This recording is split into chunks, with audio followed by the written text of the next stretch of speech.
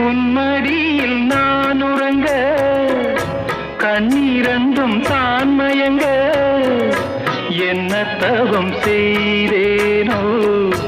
என்னவென்று சொல்வேனோ